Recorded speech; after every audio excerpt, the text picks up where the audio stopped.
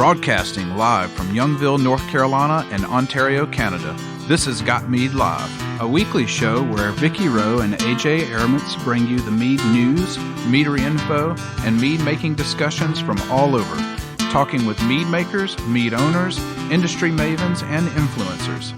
This is Gotmead Live, a weekly podcast about mead and the people who love it and where the mead world is going. And now here are your hosts, Gotmead owner Vicky Rowe and mead and wine maker AJ Aramutz.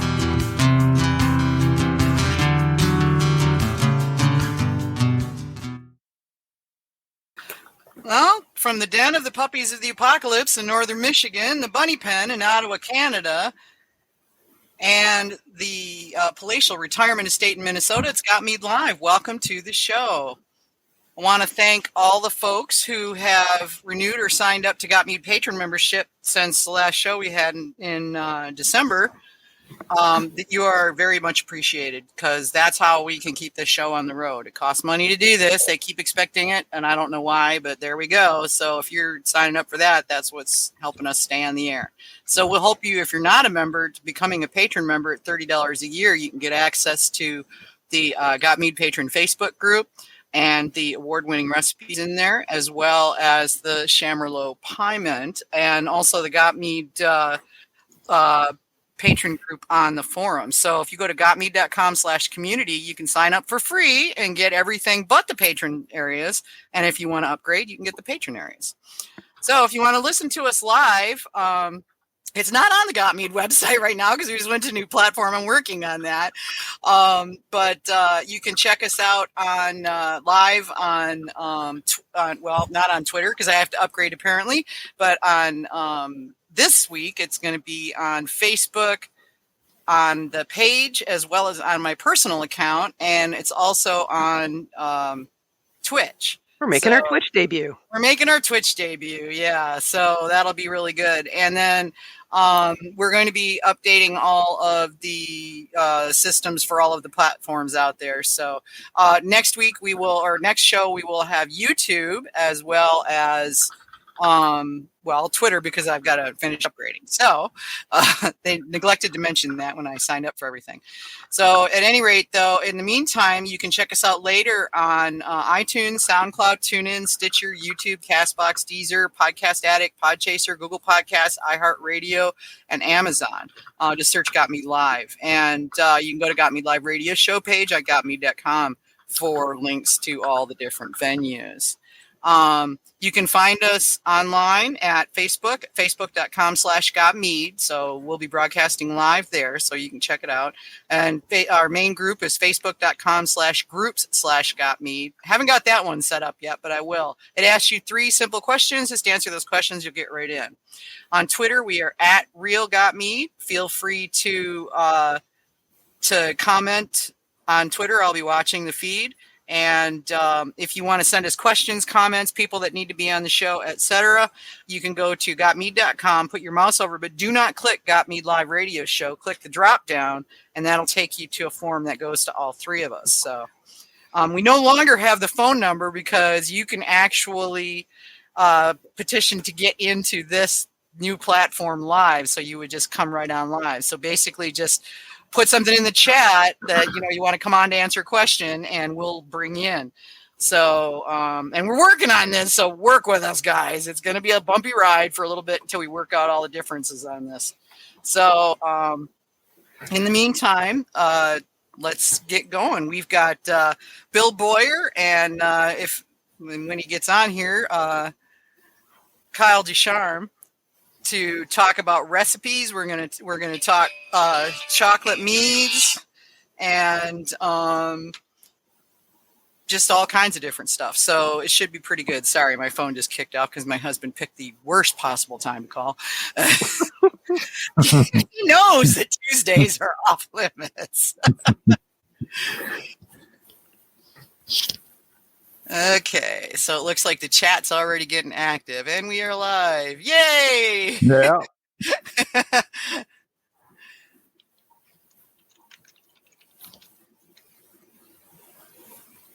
I had to pick a Facebook profile, so the page.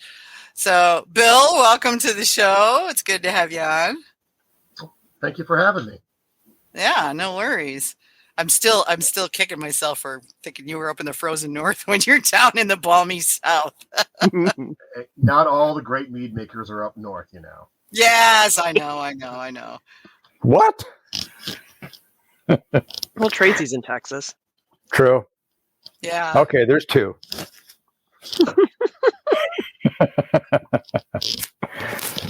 Yeah, this is great. So just maybe by way of a quick little introduction to how we arrived at bringing Kyle and Bill into the program today. One of the things that we do at Valkyrie's Horn Mead Competition, which is coming up here in March, is as a way of thanking the volunteers who put in their time, effort, and spend their money to be there. We provide a commemorative mead to them that they can take home and enjoy or whatever at any time. And it's generally been made by somebody well-known in the community who's very experienced. And in this particular instance, I recruited Bill and Kyle, and the only requirement that I had was that it needed to include chocolate as part of the ingredient choice. And the reason I went that direction for this commemorative mead is because our special category this year is chocolate and mead. So I thought that would be a really nice matchup with the special category this year. So both these guys have sat down and made a mead for us. I think they're either done or in the final stages. It sounds like we have Kyle coming in now. Yeah. And so we'll give each of them an opportunity to tell us what approach they took. And I can assure you that they did, in fact, take a very different approach. So I think that's going to be a lot of fun. Welcome, Kyle. Are you with us? Yeah. Thanks, guys. Yeah. I don't know why that first link didn't work, Kyle. Sorry. Oh, no worries. All right. Well, Bill, since you jumped in here first, maybe give us a quick overview on what you ended up doing for the mead here. Yeah. So when you first asked me to do it, I actually started a couple other batches of concepts of chocolate meads, and unfortunately, the holidays kind of got busy. I didn't finish them up. So I had a Merlot Piment that I had been working on, and I decided to actually dose it with some chocolate. In this instance, I used actually a Kit Merlot wine. I think it was Heritage Merlot, which I think I got from a raffle from a competition, actually. And that base is actually, the certain amount of percentage of macadamia nut honey and then alfalfa honey in it. So that's the base. I think it was approximately 11 pounds. I think it was 8 pounds of macadamia and 3 pounds of alfalfa. I actually should have had the recipe in front of me here, but and I basically add that all to the kit. Ferment it, like I would normally do. I throw a little bit extra yeast in it just because, again, this is going to be a sack level. A wine kit normally has a pretty high wine, high ABV anyways. And then when you throw about over 10 pounds of honey into it, 11 pounds of honey, it's going to be in that sack strength. So I throw a little bit more champagne yeast on it and ferment it until it just stops. It's so much sugar, it won't eat all the sugars in there. And I pretty much follow the wine kit's instructions, and it was tasting pretty good. And the other ones I was trying to do for the chocolate ones, and I was doing different chocolate methodologies, I wasn't happy with. So with this one here, I actually dosed it with Amaretti's dark chocolate syrup. And the idea was, again, is to have a chocolate. A lot of times people talk about red wines have a chocolate flavor, and that's kind of what this one here does. It is the Merlot. It has kind of that chocolate flavor in the back end of it. And that's kind of the basis of it. Nothing too. Do you happen to know what gravity your wine kit came in at before you added the honey, or barring that, what the original gravity was? Because that wasn't one of the things you provided when you sent me the information. Yeah, I didn't. When I built that one, I really didn't care. So I didn't. Okay. That sounds like some other people we know here on the podcast. Yeah. I mean, it's one of those things, especially when you get to the high ABV. It gets a little bit harder to sometimes get a good reading of it. Sometimes you have to dilute, other methodologies and stuff. And I Sure. honestly I knew it was going to be around that sack strength.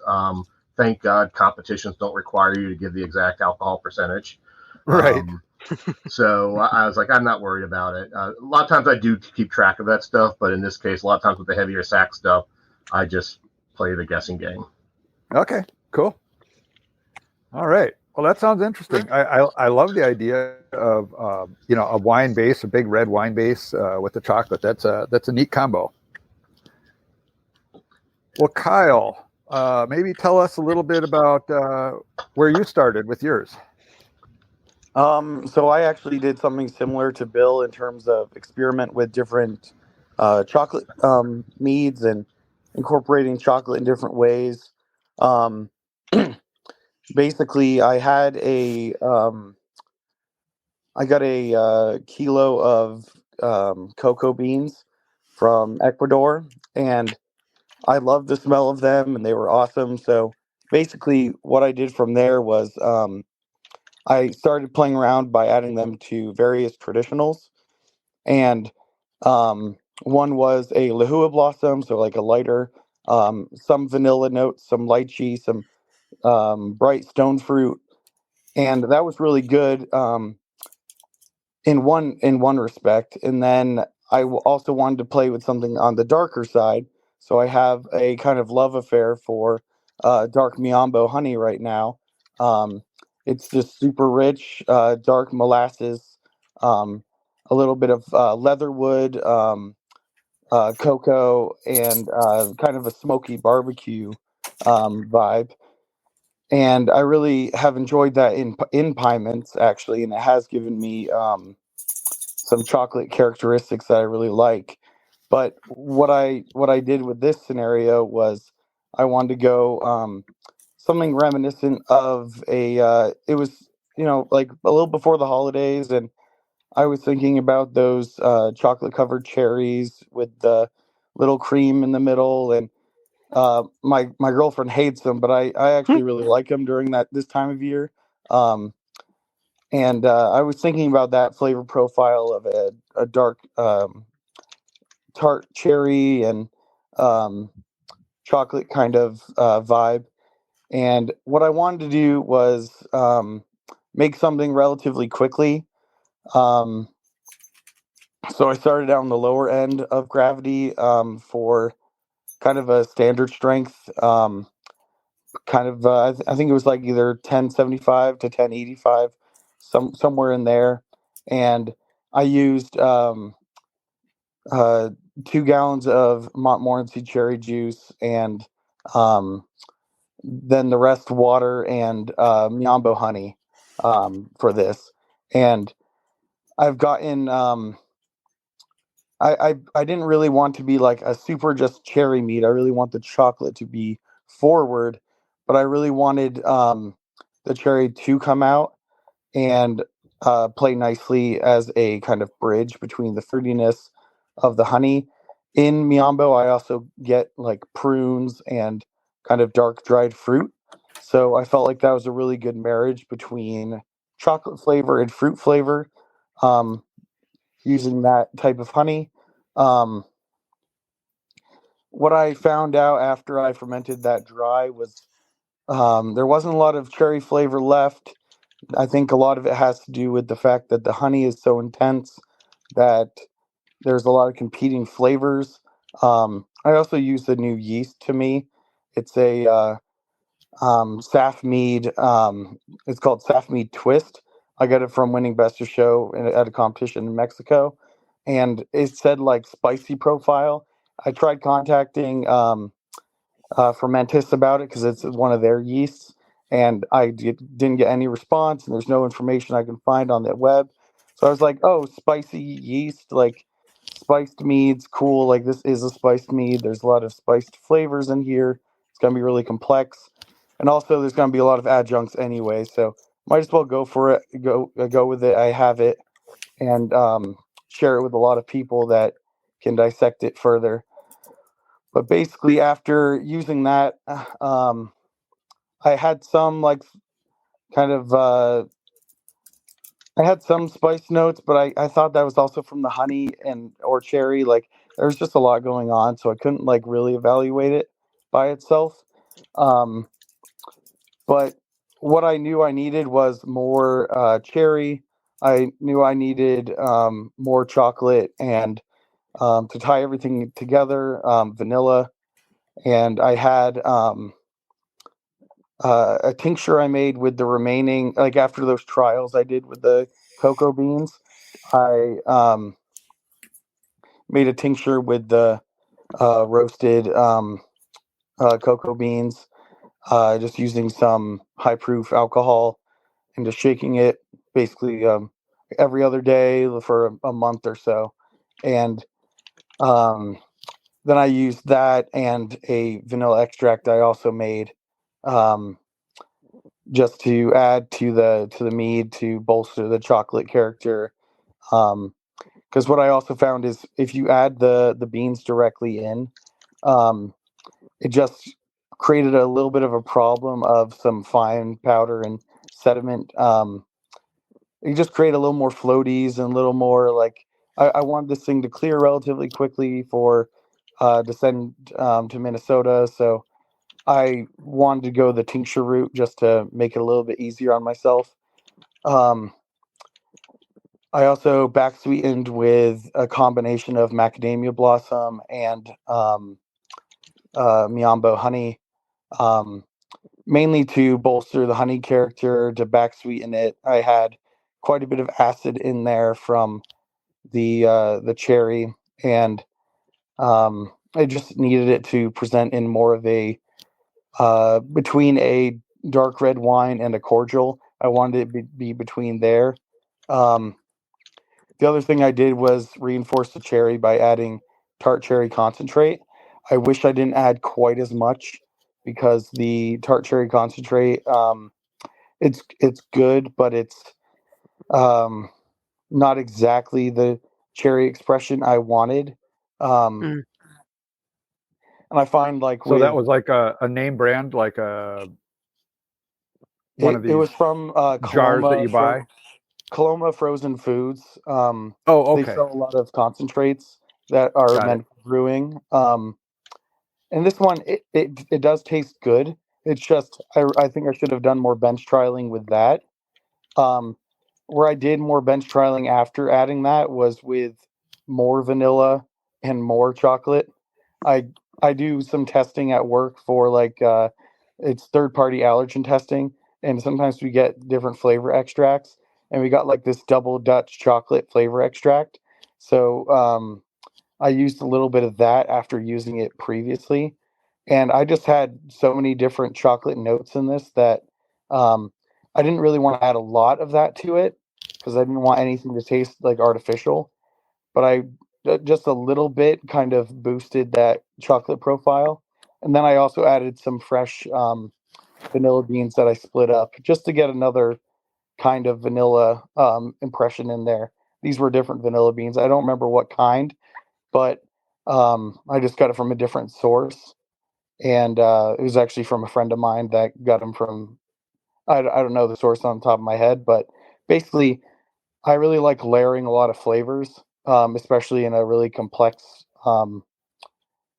especially when you want something uh, to convey like not just one note, but you want to convey a lot of notes. You want to convey a symphony. So that's kind of what I was aiming for.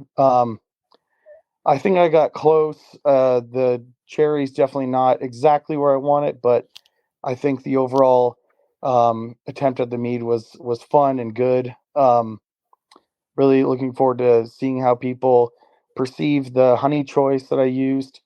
It's the smokiness does come through a little bit, but the way I see it is more like a smoked malt in like a porter recipe where it's in there, but it's subtle and it really adds another level and dimension rather than being distracting.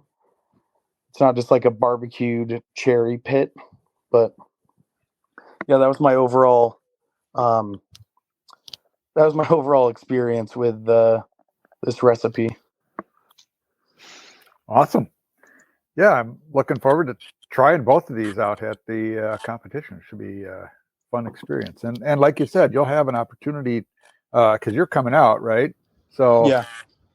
You'll get an opportunity to get some direct feedback from a whole bunch of the people that'll be giving it a shot. Yeah, and I would like to say that honey that he's talking about, he had submitted a piment with that honey to the North Georgia homebrew competition. And it won the best of show mead there, and I was one of the BOS judges on that. And it's a very neat honey. Yeah, for those who don't know, that honey is provided by a company called World Honey Exchange, and they source a number of different types of honey out of Africa. And they have also had some honey that came out of India, and I think one other country. I'm not sure if they're still providing those, but they're interested in promoting smallholder honey sources out of interesting locations, which is really a good thing for the mead making community, to say the least.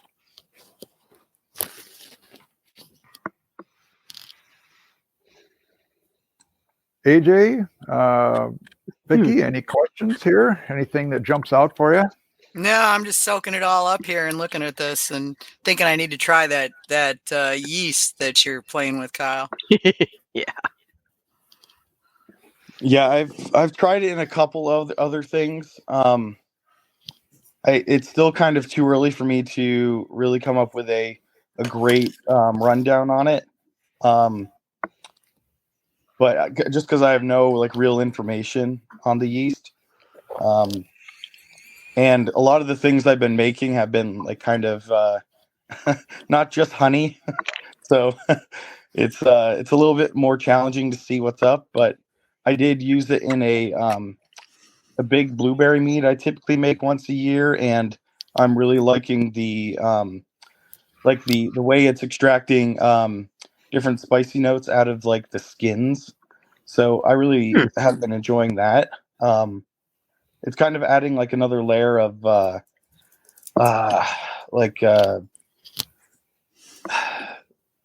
it's hard to describe right now. Almost like cinnamon bark and like on a low level with like light tobacco. That kind of vibe where it's like definitely a little woodsy, a little kind of on that end. And I hadn't used any oak yet, so Okay. but I used 50 pounds of blueberries in a 5-gallon batch. So Oh my! that too.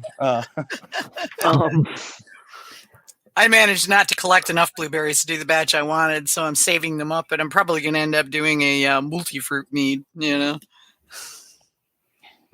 Call it multi-pass. But, yeah, we have a question coming in from the chat, and somebody's asking what category to enter a chocolate mead in. Good question. Well, if it's just chocolate, then it's a metheglin. But in my scenario, I also have fruit in there, so it's fruit and spice. Fruit and spice, yeah. Yeah, and of course for the Valkyrie's horn chocolate, they have a special category for it. So That's correct. Yeah. Valkyrie's horn, enter in the chocolate category if you're entering Valks. Right. Yeah. Yeah, that's the other thing that like I really tried to pay attention to in my mead, and that's the reason I am not super happy with the cherry component, because I wanted it to play a slightly lesser note to the chocolate. So I really wanted to highlight, okay, this is multi-levels of chocolate. Like there's chocolate notes in the honey, there's cocoa beans, there's this extract I use, like all this other stuff. So it's also important to remember, like, what are you actually going for? Like sometimes the ingredients say one thing, but then the profile, what actually comes out says another. Yeah, so I think that's a good recipe topic to maybe spend a little time on with both of you guys. Like where Bill started on this, I think initially, and correct me, Bill, if I'm putting words in your mouth, but you didn't really have a specific plan for chocolate in this case. You just kind of winged it. Whereas Kyle kind of came at it with, I know I want to do chocolate, and here's kind of what I have in mind based on the ingredients available. So how do you each kind of tackle that design of a mead from start to finish? What's your typical process? Maybe start with you, Bill. Well, again, not every mead turns out the way you want it to sometimes too. And sometimes I can use chocolate as a way to save a mead. So I've done that before where I'm not really happy with this flavor in here. And this is the great thing. I always tell people mead's like cooking, brewing beers like baking. You always can adjust and you can make tweaks to it. In most cases, you can save a mead. So I have one recently that I just did where, as I said, there's one I wasn't too happy with that I added some the cocoa nibs to, and then I did the same thing Kyle did. Is I threw some cherry concentrate in it and made a cherry thing in it.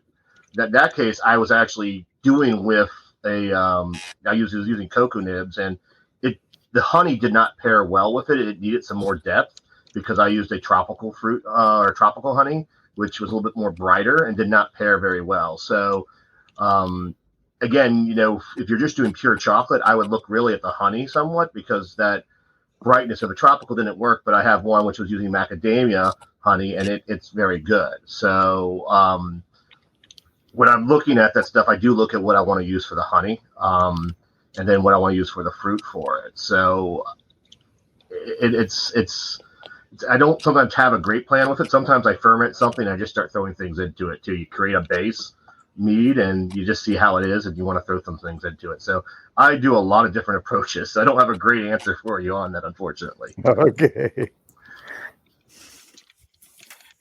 Kyle, what's your approach? Yeah. Well, I definitely think that using sensory is really important to guide your decisions. Exactly what Bill mentioned of, like, sometimes meads don't turn out exactly what's on paper and what you planned. And then you adjust from there. I have some batches that have just been sitting for a couple of years, and I get struck by an ingredient. I'm like, oh my gosh, I need to add it there. And one time it was adding Lapsang Souchong tea to a sizer and turning into like a kind of a Scotch adjacent mead in flavor profile, and it was really nice. And I really enjoyed messing around with that. But when I go from the intention to make a mead a certain way, I definitely look at my honey choice. I look at how I want to introduce a spice, whether I want to do it multiple ways, which is usually the case. I usually don't like when something is just introduced in one instance or one addition, because I just find that I like having a broader paint stroke, just more sound waves, more colors, more. I just like having more. And not necessarily in volume, just more in depth when it comes to, like, for example, we were with the chocolate. Like, I've also done experiments where I add a little bit of like espresso powder. I've added to make like something that was like a mocha inspired mead, and I didn't really want it to be like super coffee, but it really enhanced the level of chocolate. So what I like to do is if I'm gonna go from the onset of creating a recipe, I like to try to source a couple kinds of vanilla, a couple kinds of various fruits. So like when I'm picking fruits during the summer, I like to gather from one farm. I like to gather from and then like when I go to that farm, I grab from certain bushes, and then I go to another bush, and then I taste and kind of get a good mix of things. And it's maybe not super repeatable in that sense. Maybe I can find out, oh, like, yeah, 25% of these blueberries were Elliott, and then 50% of these were like this blue crop or whatever. I don't know. But and then try to replicate it that way. But going in from the onset of, oh, I just want complexity in my blueberry profile, that's gonna be good. So you mentioned you did some experiments with adding like a cocoa powder or espresso powder or whatever. How are you performing those experiments? Are they basically bench trials with small amounts of the mead, or you making tinctures to start out? What's your process there? So when I started just exploring various chocolate additions, I kind of have a history with chocolate to a certain degree. Like for my sister's wedding, I made a raspberry chocolate mead, and I really loved that one. And I learned some things from that, and a lot of that was just I just need to keep adding small amounts of cocoa nibs at a time to get where I want it to go. I like doing short contact and just reintroducing fresh ingredients. That's my typical process. But when it comes down to like really trying to dial things in, what I was really trying to do with this last kind of cocoa exploration was really see what the honey choice would do. So I used the same amount of cocoa beans post fermentation in like the same kind of gravity and intensity mead, just a different honey base. And this was just a gallon batch. And then after that, I tasted, and then I was like, oh, this one, it needs more vanilla, which was the Lahua, because Lahua is very bright. And chocolate can play with bright. It's just you have to approach it a little differently than when you're playing on this darker side of the spectrum. And a lot of that comes in with the fruity notes. Like it's the kind of the difference between a light roast coffee versus a dark roast coffee. Like the dark roast coffee has more intense like tobacco, leather, like really like and chocolatey kind of flavors, where the light is more fruity and has those kind of aromatics where I thought actually paired pretty nicely with the Lahua. But with the cocoa, the beans themselves, I didn't like toast that long. So I could really adjust with just by adding more to get more intensity. But it kind of came off as a light roast coffee bean to a certain degree. It wasn't like really dark, and it wasn't like it was smelling the beans. They smelled like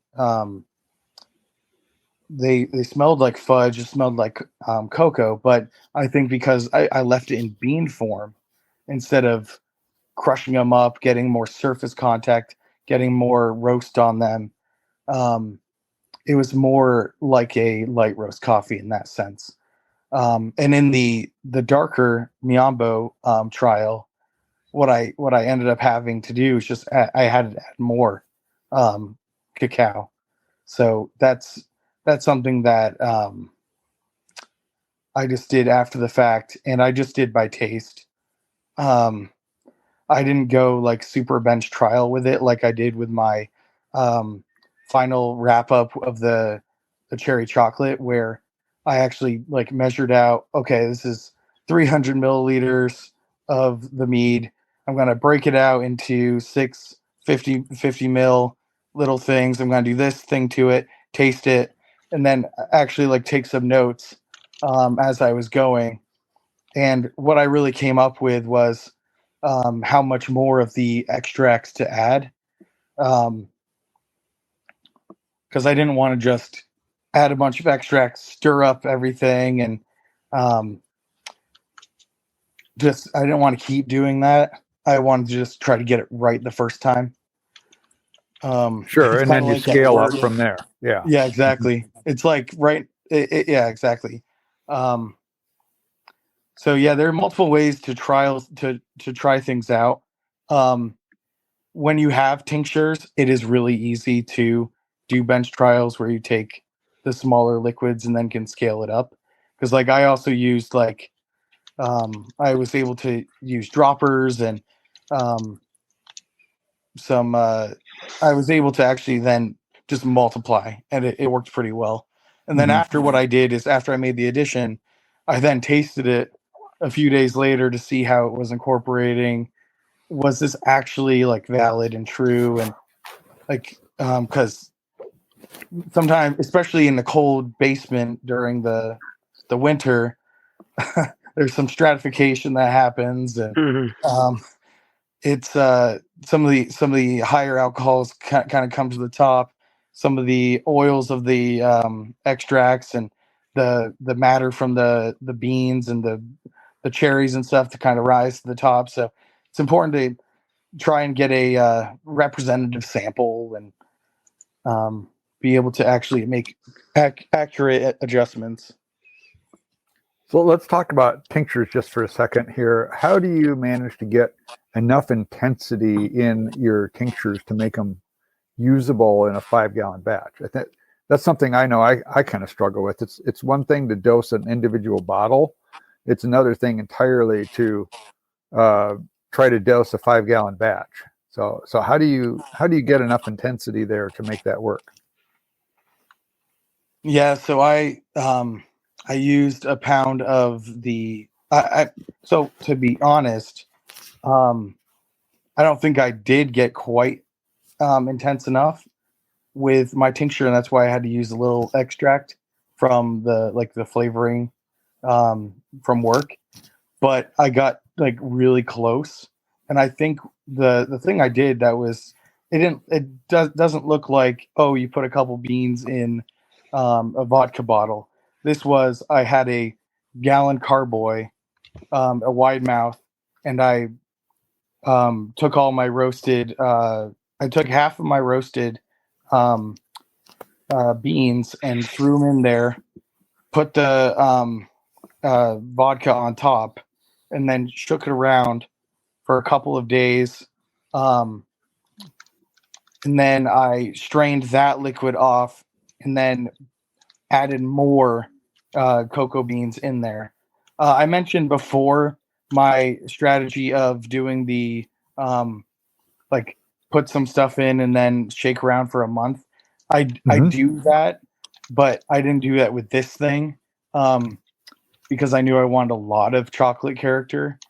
So it kind of looks comical on the kitchen counter, like all these beans with the vodka in there, and it's like barely enough to cover the beans, like the vodka. And there's not a great yield out of it, but what comes out is this like oil slick of intense chocolate extract.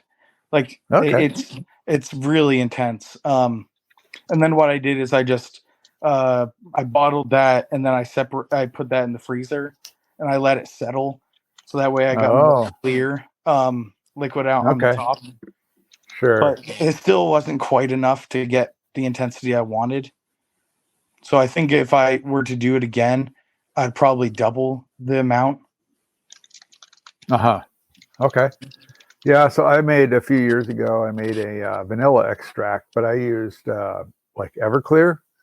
And just the other day, I tasted that again, and like the vanilla flavor is fine, but oh man, that Everclear is so freaking hot that I don't want to use it for anything because it's too hot. Yeah, so I go with the higher quality vodka for that at that point, because Everclear is rough.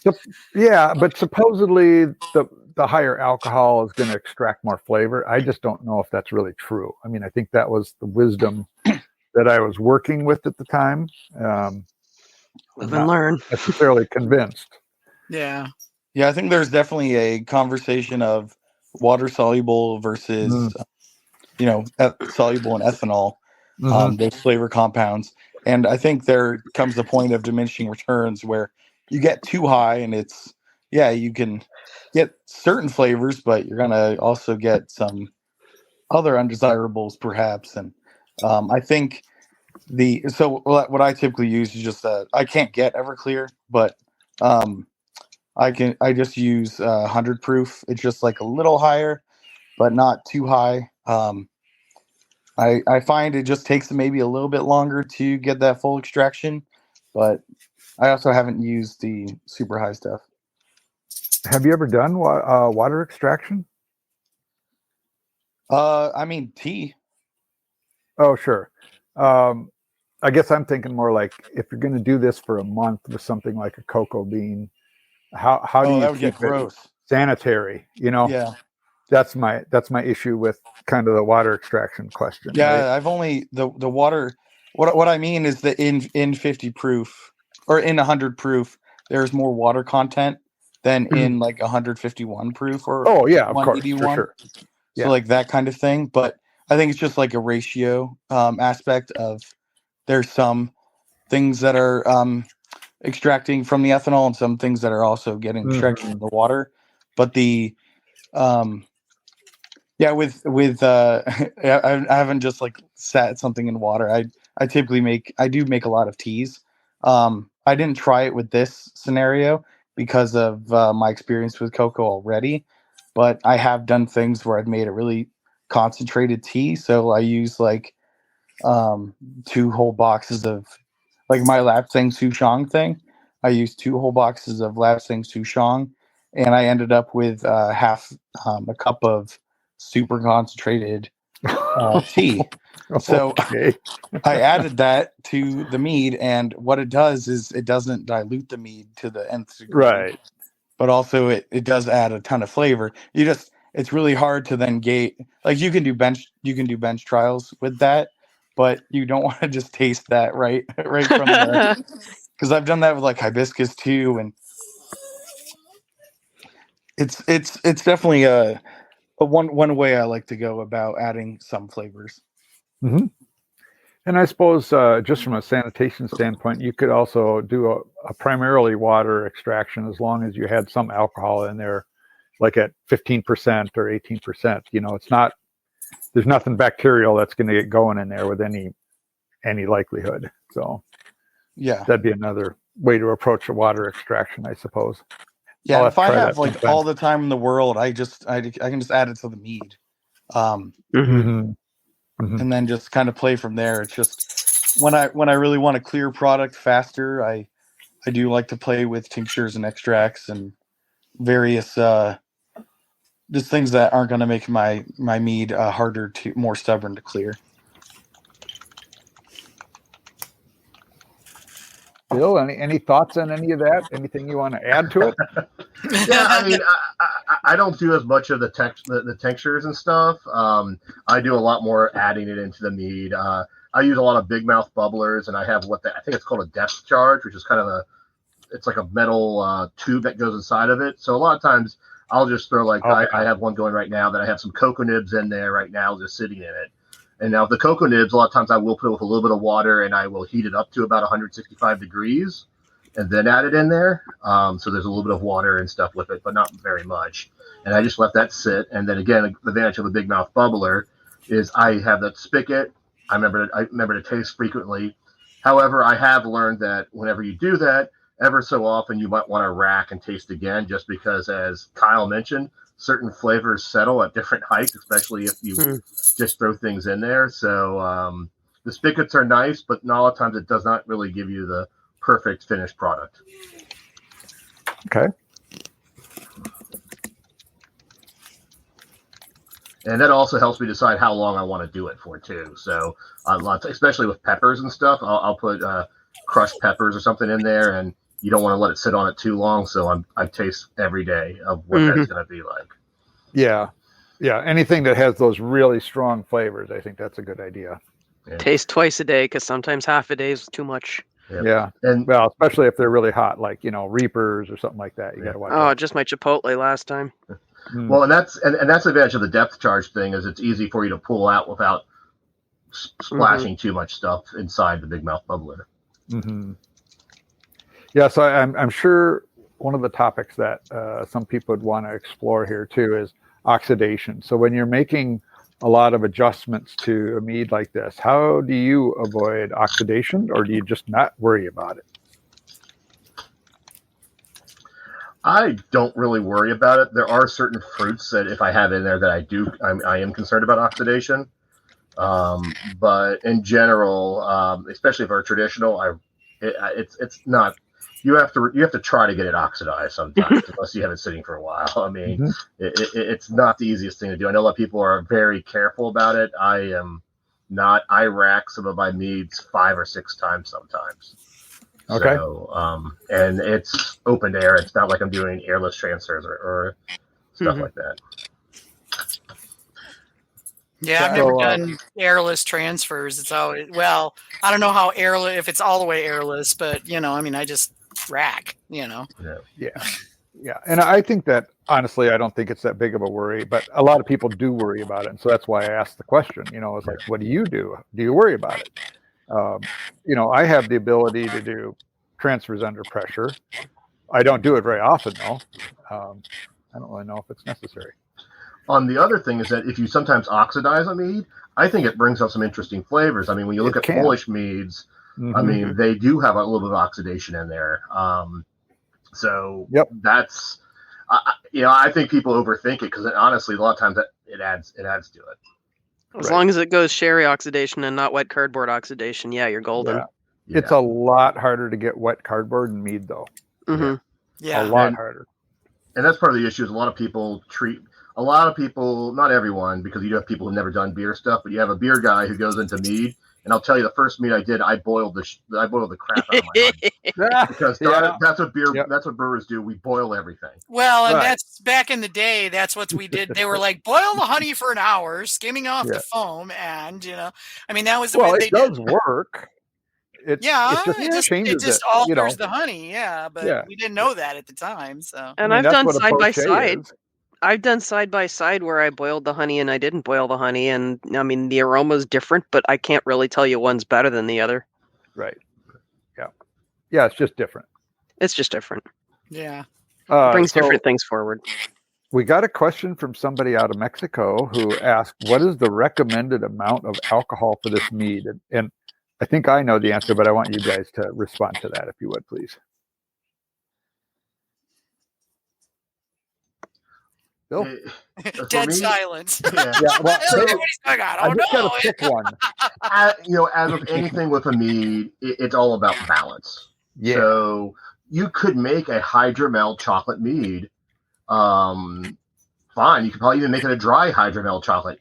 And you wouldn't go too heavily on the chocolate probably, but you would have enough that you taste it. So again, it's really what you're trying to go with and what you're pairing with. So again, if you're doing that cherries or the piements like I'm doing, and also how forward you want it. I purposely with mine wanted the piement, the wine to be the forward thing, and then you really get that notes of chocolate in the ending.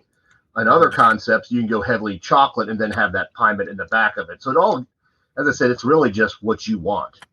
Right.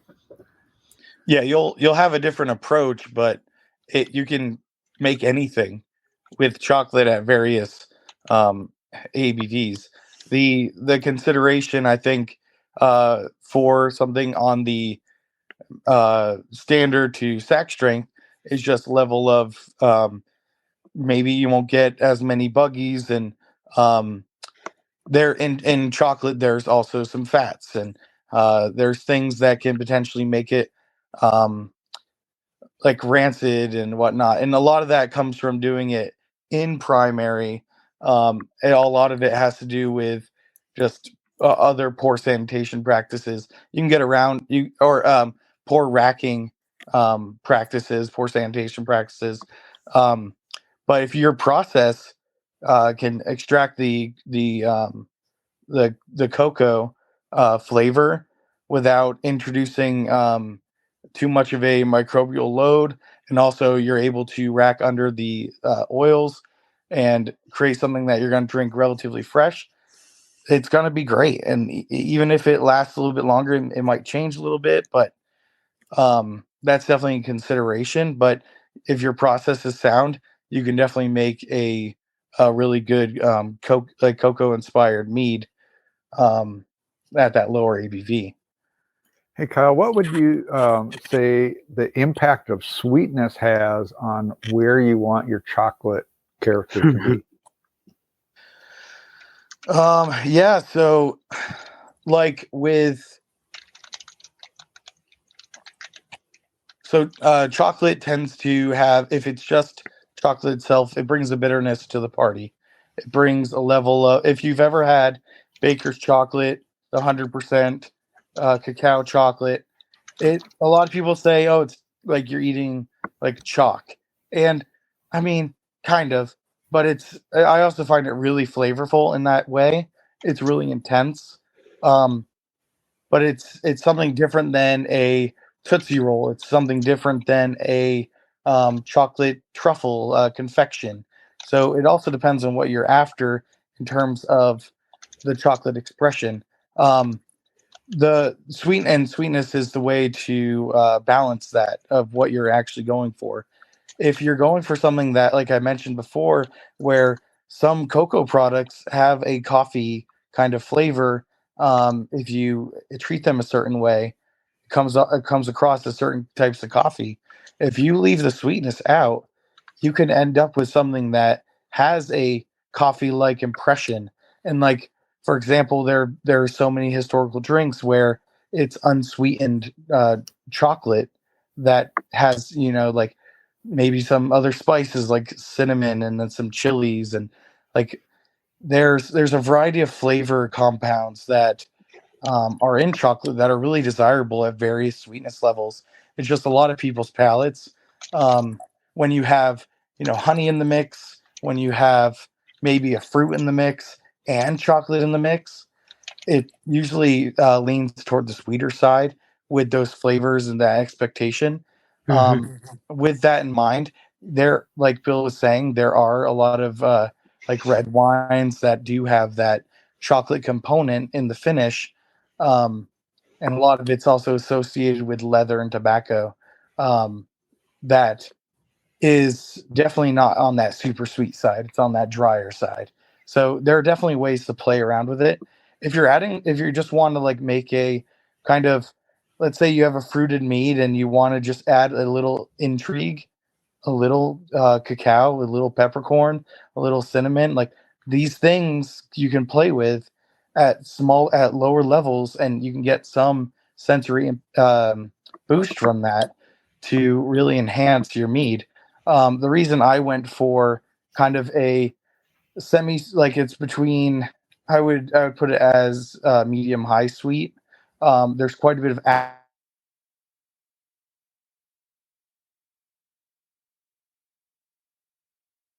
darker honey, which has a lot of minerality to it. It when you taste it, comparing to a very light honey, it does not taste nearly as sweet. I assure you, there's very similar amounts of sugar in there. So it's not it's the perception, and it's also different types of sugars depending on the honey sort. I don't know. I haven't gotten these honeys tested, but I do know that that sugar presents differently to my palate when it has all those other components of um, like the darker mineral flavors and darker notes. So I think it's really important to judge to play around with your sweetness based on what you're looking for. Great. Yeah. Something else to think in regard to chocolate also is vanilla can be a very important character. If you're just doing cocoa nibs, you probably want to add some vanilla to really round out the chocolate flavor. Yeah, it brings a creaminess to it that totally changes everything. I mean, the two of them really kind of go together. Right. And I think, Kyle, if I remember the recipe you sent in, did you use 16? Is that what you said? 16 vanilla beans that you put into that 5-gallon batch? Yeah, it was only in for a very short amount of time, like maybe 2 weeks. Okay. What'd you do with the beans afterwards? Because that sounds like a lot of beans to a 5-gallon batch to me. Yeah. But that's just, I added it just to get like a quick boost of that vanilla character. I didn't have enough time to really let it steep like I really wanted it to. Oh, okay. So if I like tasted it earlier and really want to make this adjustment, and I really wanted like a more balanced vanilla approach, I wouldn't have put 16 in there. I only did that as a jolt of, okay, I want to package this very soon, but I want to enhance the vanilla, and I had no more vanilla extract around, and I didn't want to buy like vanilla extract, so I had some vanilla beans, and I'm like, okay, I'll add this. Okay. Yeah. Kind of an easy shortcut for Yeah, exactly. For me not giving you enough time to do the job you really wanted to do. Yeah. So it's part of my planning. Like I could have been, more on top of some of that stuff, but it's also like, life happens and mead making's just, part of the equation. Yeah. Sure. We got another. It's also something that like people can, use that in their tool belt. Like absolutely learn that next time. Like, hey, if you really want to inject some vanilla flavor and you have like a wedding that you want to serve this meat at, bam, throw it in there. Mm-hmm. Mm-hmm. Yeah. So let's come back to this a minute. We got a question in the chat from our Mexican friend again, and I don't know who this is because everybody uses nicknames. But he's saying adding chocolate with Malayan salt, probably, and a little chili powder without being Mayan salt. Well, yeah, that might be what he means to say, but yeah, I'm reading what he wrote. Could be Himalayan. Yeah, could be. That could be, yeah. Who knows? Yeah.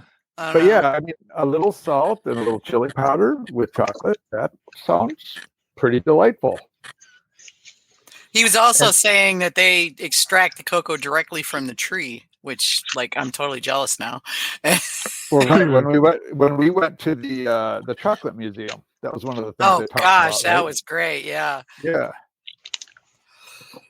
Yeah. Fortunately, my grandkids didn't eat up all that chocolate, so I hid some of it. So if you wanted to get more of a milk chocolate vibe in a mead, what would you do? Bill, any ideas on that? Well, I did do a cider with milk chocolate, which was a amaretti syrup once. That was interesting. Otherwise, I would probably use the cocoa nibs and just try to add more vanilla and stuff into it and just have more of a sweetness with it. Because I think that vanilla helps kind of give that more milk chocolate vibe to it. So tell me about the cider. When you say that was interesting, that question can kind of go both ways. It was, so my first attempt on it was wonderful. My second attempt, I don't know what I did wrong with it. That's why I say it's interesting, because I wanted to repeat it. It was called Augustus Gloop because I have most of my ciders are Willy Wonka themed.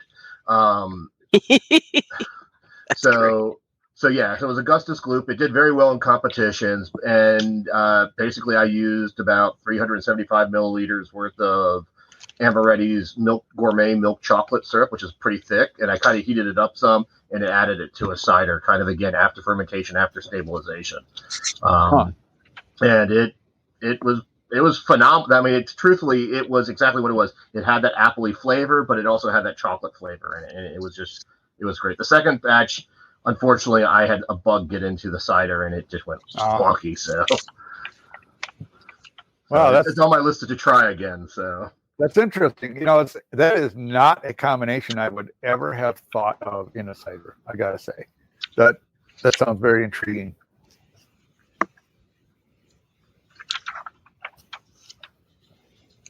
Kyle, what would you do if you wanted to do some milk chocolate? Are you back to the vanilla thing, or is there something else you would add?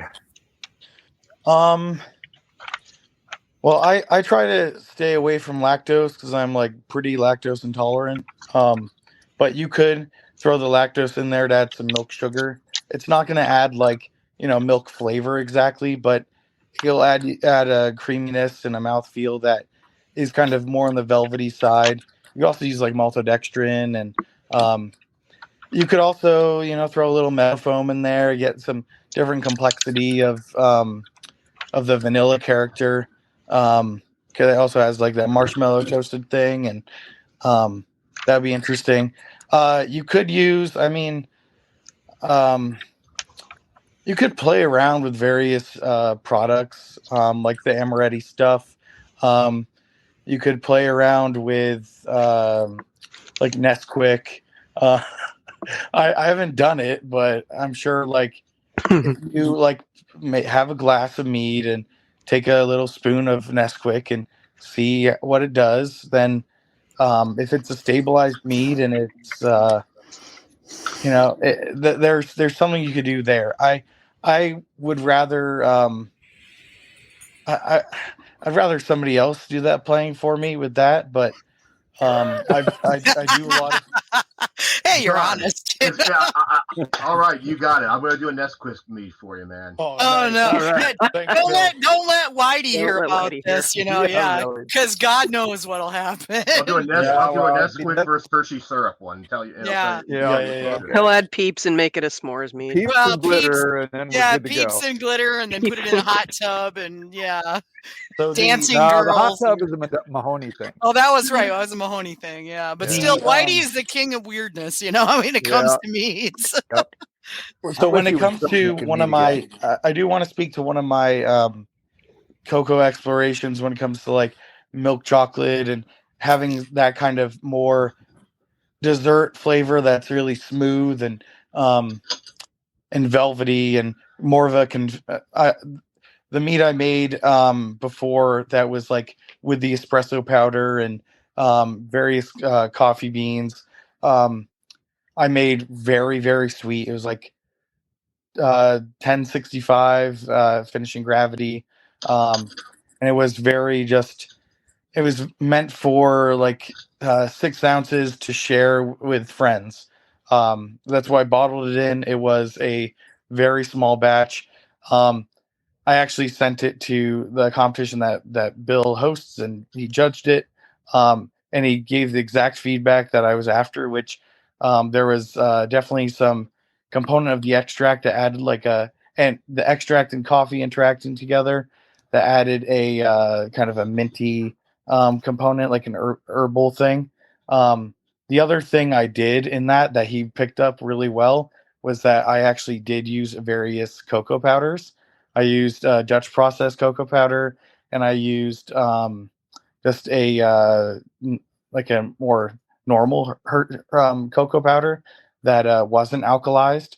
The difference between the Dutch process that's really dark and the more brown looking instead of black looking cocoa powder is there's alkalinity in there, and it provides a very different kind of flavor to me. Like if you look at an Oreo, that's the alkalized versus like a kind of a brownie, like a brown. But I like, because of my, having so many layers of flavor, and I wanted this super decadent dessert mead.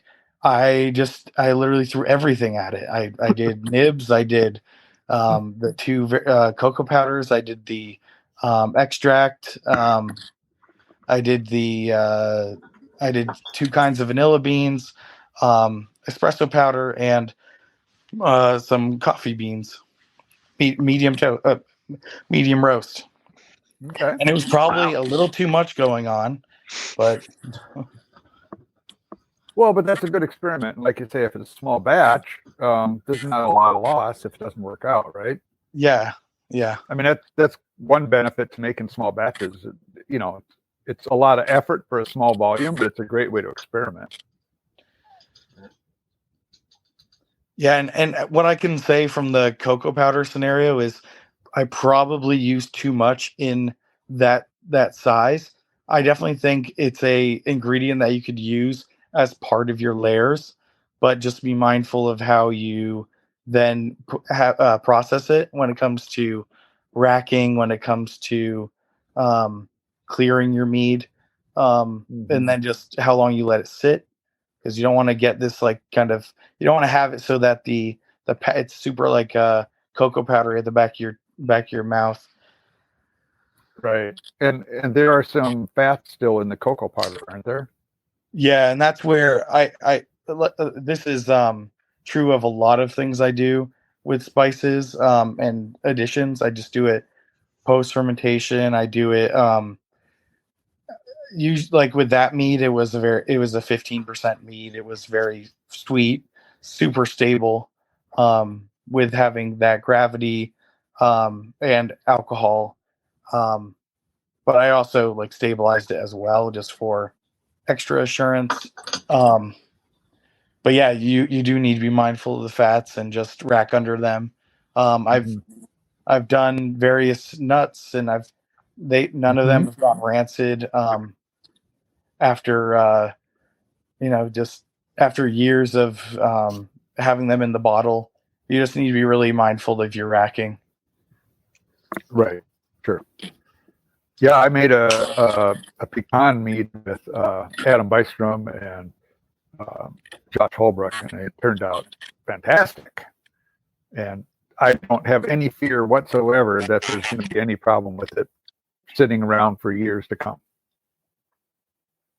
So yeah, it's something that's worth trying out. We have, as always, questions from Nathan Stiegman. Let's drop into one of those. And I think we already heard, Kyle, a little bit from you on this topic, so I'm going to direct this to Bill. What recipes do you like to especially incorporate lactose when used in your mead construction? I will have to say I have thought about using lactose. I have used maltodextrin before to help thicken a mead before, but I have yet to ever decide that I want to use lactose. I just feel like, I have the honey, and that's what I want to highlight in regards to sweetness and stuff. So never touched it. Okay. But you brew a lot of beer, I think, as well. And Yes. So this question is directed toward beer, so I'm going to pass this on to you as well. What beers do aspire to flavor making as braggots in your future but haven't? I'm having a hard time parsing that out. So one of the interesting things is I'm part of what's called the Master Homebrew program. Right. And one of the things they have is, of course, trying to score for certain styles to get a mead over a certain, score in a competition. And the last one I needed was a braggot. So basically every beer I made a braggot of it. So whether it was an American light lager, I made a braggot of it. If I did a stout, I made a braggot of it. I made a sour, I made a braggot of it. And some were successful, some were not. I think brown ale was probably one of my better ones. I think I medaled with one of my brown ales at Mazer, and I think also at Valkyrie's Horn. So I do think like the browns, the brown ales are ideal for it. Belgians also can go very well with braggots.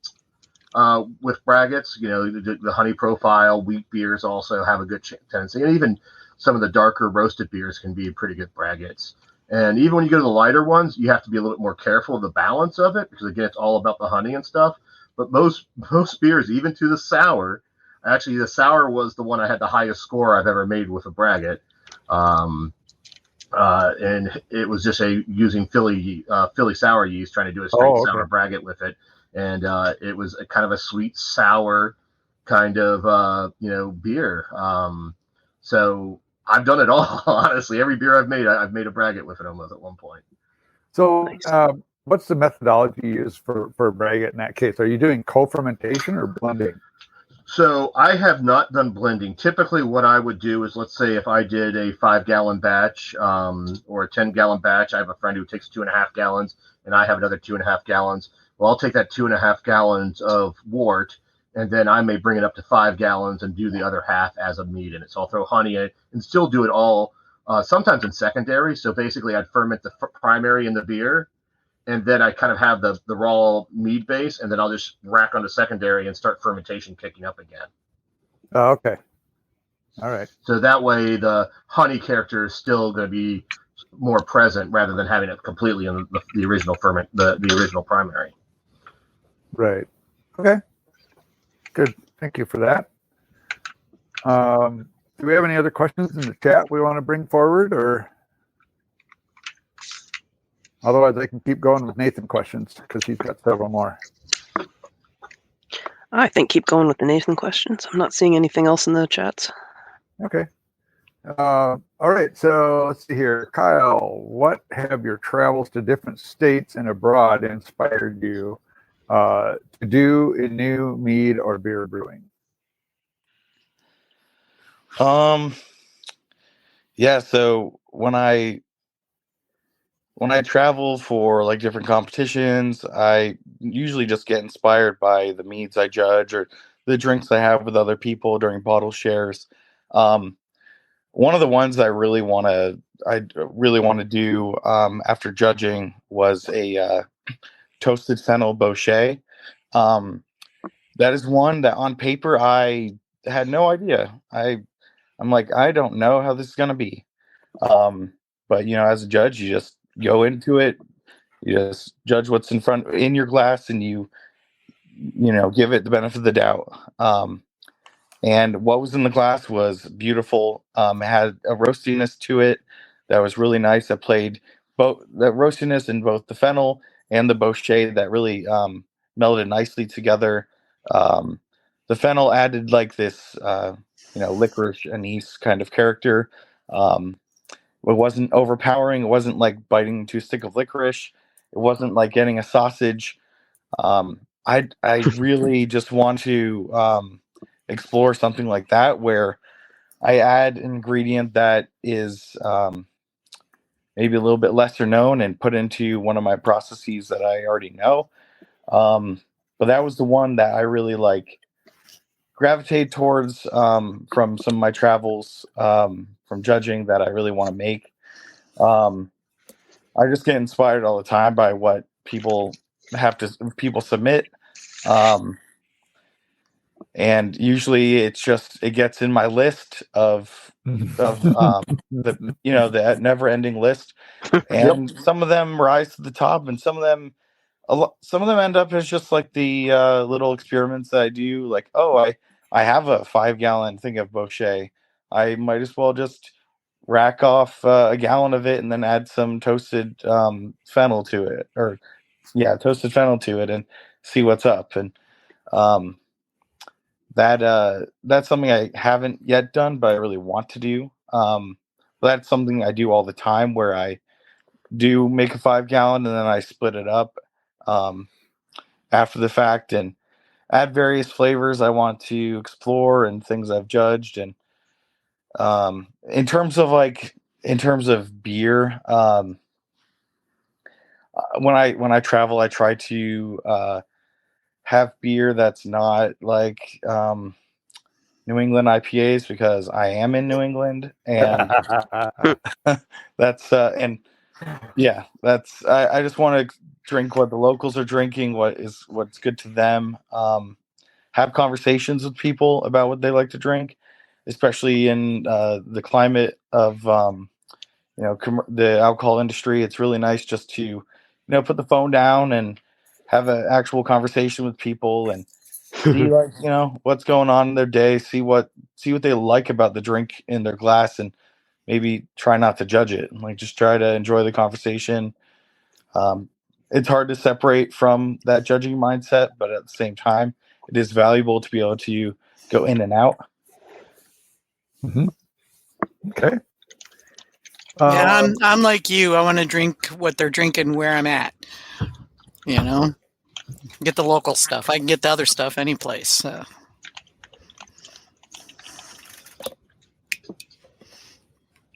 we have more Nathan questions? Oh yeah. So I'll come back to you, Kyle, with this. Is there a classic honey varietal that you feel is making a comeback, or another that is still seen as a dark horse potentially in making traditional mead? Something that I think I don't know if it's making a comeback, but I think should be making a comeback. I think wildflower honey gets a really bad rap. I think wildflower can be, it can be really amazing, and I think a lot of judges discount it for just being generic, and really it's not generic at all. Like it's very representative of the place and of so many different kinds of flowers.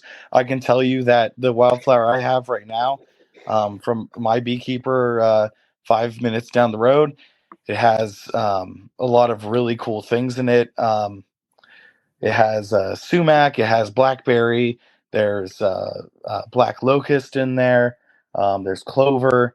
Like, there's a lot of really cool elements of different floral sources in there that I can pick up, and like it just I find that it gets lumped into the grocery store clover conversation, grocery store wildflower conversation, where it's like, no, that's not remotely that. So I really think that should be celebrated more and highlighted for um, maybe in competition. It's not the best thing. It's not the easiest thing to get a medal on or whatever, just based on like judges' preconceived notions of what that honey could be, because it could be anything. But at the same time, I think more mead makers should um, make more wildflower traditionals, just to really get a sense of their, a bunch of different, like a combination of various floral sources. And I judged a mead that Bill made that had a combination of floral sources, and he listed it, and it was really good. And that also inspired me. I was like, dang, traditionals don't just have to have one source of honey. Like, they can have a couple. Like, that was really cool. So that's kind of what I have the to say. distinction there is wildflower versus commercially blended to death honey. Oh, absolutely. Yeah. 100%. Let's face it, those big producers that are providing to the giant grocery store chains, it's just all blended together from bazillions of different honey sources. So it doesn't have any varietal character. It's just sweet. Yeah.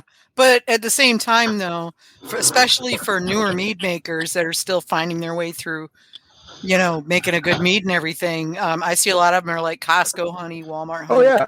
Yeah, and that's fine. There's nothing wrong with it. Yeah, I mean, it's just like Kevin says, it's a blended honey, so it's more generic, but it's still it's not a bad honey. It's just from my experience, and I do use Costco wildflower honey for a lot of things, especially if I'm doing fruit at once. Traditionals, it'd probably be less of it, but still maybe a percentage of it. They're great for primary fermentation. Now, would I use that for a back sweetening honey? No. Sometimes I would, but in many cases I don't. And those, which I do a lot of wildflower ones with Costco honey, and they've done well in comps. But again, it all depends. For traditional, definitely I wouldn't try to do any back sweetening with that. Yeah, traditional is to showcase the honey. So you probably want to use a more distinctive honey in that case. But mead's expensive, and nothing's wrong with using some cheap honey to ferment. Yeah, exactly. And always for people starting out who are getting their legs under them, figuring out the process, and experimenting with things. I think. Yeah, somebody's got quality, but inexpensive is really useful. Yeah, it's a great way. It's a great way to learn without spending mass quantities of funds on, say, buckwheat or meadow foam or blackberry or whatever. Varietal honey. Yeah, I think the thing I was going for with my comment was, I think people should don't just have wildflower yuck your yum, like the word wildflower. Yeah. And I think it's just important for people to do that sensory evaluation of, this honey, it doesn't just taste like generic grocery store honey. It tastes like marshmallows. Yeah, it has all these different kind of characteristics, and I think that'll make people better mead makers. It'll make it will then help foster relationships with local beekeepers where maybe you don't want to get that wildflower from them. Maybe try it. Try that wildflower from that local beekeeper. And sure, price can be prohibitive in some cases, but I'm just saying kind of like a broad spectrum. Don't discount wildflower. Give more wildflowers some love. Yeah, and be aware if you are buying more varietal honey. I just happened to notice this when I was in the store the other day. They had a local varietal honey, and they wanted for a quart $35. Yeah, and I was like, well, that better be really good. It better be really good honey for that. Yeah, it's like, but so you can find local beekeepers where once you talk to them, they're most likely gonna work with you. But you go straight to the store, especially for varietals, and you're going to find that it's going to get you. Yeah, and don't go to a farmer's market. A lot of those farmers Oh markets God, are more expensive. So yeah, well, No, you go to the farmer's market to meet the beekeeper. You're right. Yeah, and then you arrange to meet him off, not at the farmer's market, but yeah, I see that quite a bit. So it's like, yeah, you just got to pay attention because especially if you're catching the deals, like AMMA has monthly deals, and a lot of times it's honey discounts. You can get those nice varietal honeys and get them for a reasonable per pound price. Yeah, right, for sure.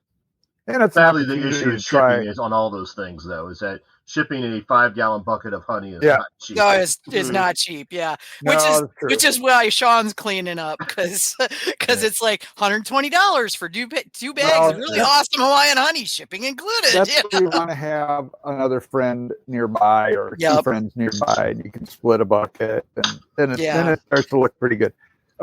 So a final Nathan question. I'm going to pass this on to Bill. Is there a chase towards obtaining the newest or new to you honey varietal? I'm a cheap and lazy person. And so, you never know it by all them medals you keep taking. Oh my God, dude! It's one of those things. I spend a lot of money on it. Yeah, right. They give you money for those now? I wish. But, honey's expensive. Once in a while, I will pick up some stuff from the AMA when it's a good deal, or maybe find a varietal that I've heard people talk about, and I'll try to pick it up. Mm-hmm. Typically, I'm using a lot of Costco wildflower, and I use a lot of from ATS honey or from Sean. So both of which are Hawaii honey. Because why? They give free shipping. Yes. Right. So when you get that on there, I can get 5 gallons of tropical wildflower for $220, or I can spend almost $400 to get 5 gallons from some other place with shipping and all that stuff there. That's typically what I now. There are some other honeys out there that maybe once in a while, as I said, with the AMA deal, especially when they do like the world trade one that they have. World Honey Exchange. Yeah, they've got so many. Exchange. Yeah, they've got so many great varietals. So and the problem is I'm sitting on a large amount of honey right now. Mm-hmm. So I'm trying not to, and trying to use the honey that I currently have right now. So, I found out how much honey I actually had when I moved, because it had sort of migrated all over the house in the old house, and then of course we had to pack everything up and move to my dad's house. And I get here and I'm sorting everything out, and look at it. I filled an entire one of those industrial stainless steel, holds thousands of pounds shelves from Costco with my buckets and pails and bags and whatnot of honey.